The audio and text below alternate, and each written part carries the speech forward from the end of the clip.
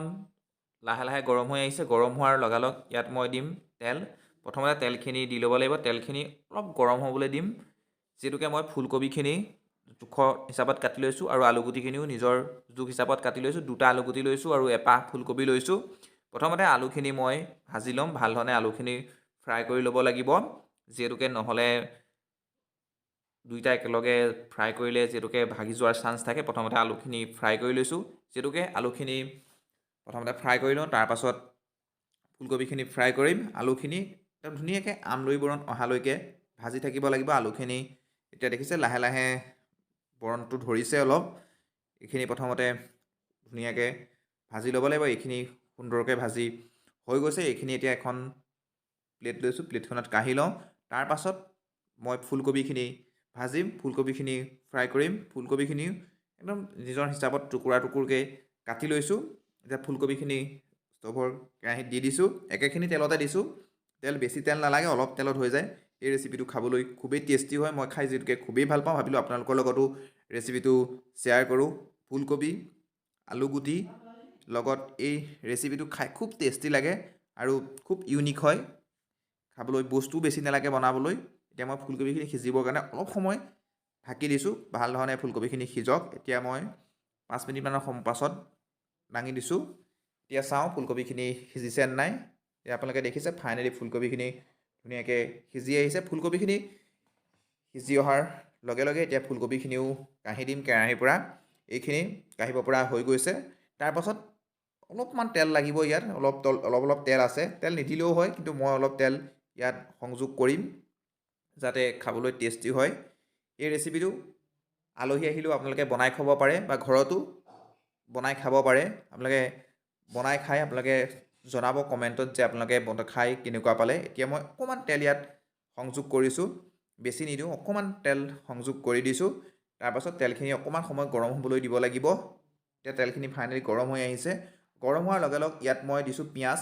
পিঁয়াজ মই এটা মিডিয়াম চাইজৰ পিঁয়াজ কাটি লৈছোঁ। সেই পিঁয়াজটো ইয়াত দি দিছোঁ।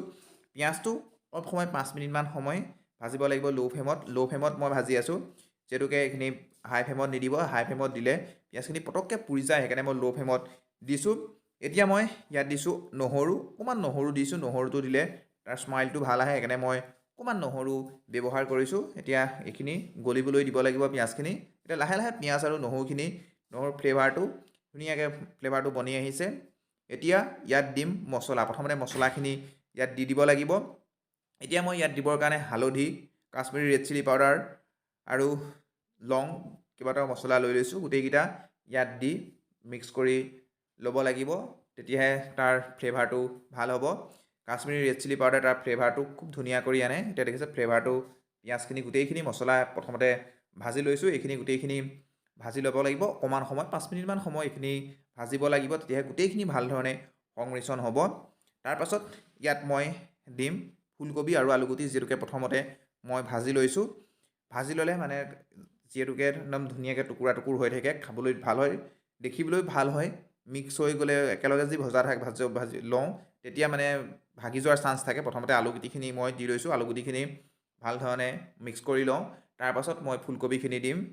এতিয়া দেখিছে আলুগুটিখিনি দি মই সংমিশ্ৰণ কৰিছোঁ। এই ৰেচিপিটো বনাবলৈ বেছি সময় নালাগে, খুব কুইক ৰেচিপি হয়। খুব কম সময়ৰ ভিতৰতে এই ৰেচিপিটো প্ৰস্তুত কৰিব পাৰি, খাবলৈ আৰু খুব সুন্দৰ হয়। এতিয়া ফুলকবিখিনি মই যেতিয়াকৈ ফ্ৰাই কৰি লৈছোঁ, গোটেইখিনি দি দিছোঁ। গোটেইখিনি দি ভাল ধৰণে গোটেইখিনি মিক্স কৰিব লাগে, যাতে মছলাখিনিৰ লগত গোটেইখিনি বস্তু ভাল ধৰণে সংমিশ্ৰণ হৈ যায়। তেনেধৰণে মিক্স কৰিব লাগিব যাতে গোটেইখিনি বস্তু সংমিশ্ৰণ হৈ যায়। এতিয়া ফাইনেলি মোৰ গোটেইখিনি সংমিশ্ৰণ হৈ গৈছে। তাৰপাছত ইয়াত এড কৰিব লাগিব পানী। বেছি জুলীয়া নকৰোঁ, অকণমান জুলীয়া কৰিম, সেইকাৰণে অকণমান পানী দিব লাগিব। তাৰ আগতে দি লৈছোঁ নিমখ। যিহেতুকে মই সিজাওঁতে নিমখ দিয়া নাছিলোঁ, সেইকাৰণে নিমখটো দি লৈছোঁ। নিমখটো দিয়াৰ পাছত পানী দিম। নিমখটো নিজৰ পৰিমাণ অনুসৰি সমানুপাতিকভাৱে নিমখটো দিয়া হৈছে। আপোনালোকে নিজৰ পৰিমাণ অনুসৰি নিমখটো দিব। এতিয়া গোটেইখিনি মিক্স কৰা হৈছে নিমখৰ লগত।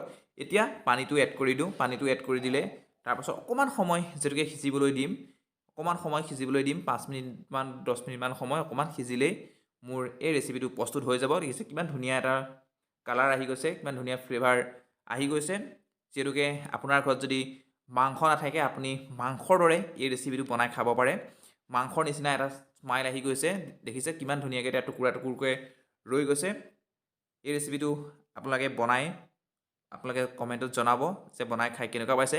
যদি ভিডিঅ'টো চাই ভাল পায় তেতিয়াহ'লে চেনেলটো লাইক, কমেণ্ট আৰু ছাবস্ক্ৰাইব কৰিবলৈ নাপাহৰিব আৰু আপোনালোকৰ সকলো বন্ধু বান্ধৱীক হোৱাটছআপ, ফেচবুকৰ জৰিয়তে শ্বেয়াৰ কৰিব। এতিয়া দেখিছে মোৰ এইখিনি কিমান ধুনীয়া এটা কালাৰ আহি গৈছে। এতিয়া অকণমান সময় কাৰণে এইখিনি মই ঢাকি দিওঁ, অকণমান সময় ঢাকি দিওঁ, 5-10 মিনিটমান সময়।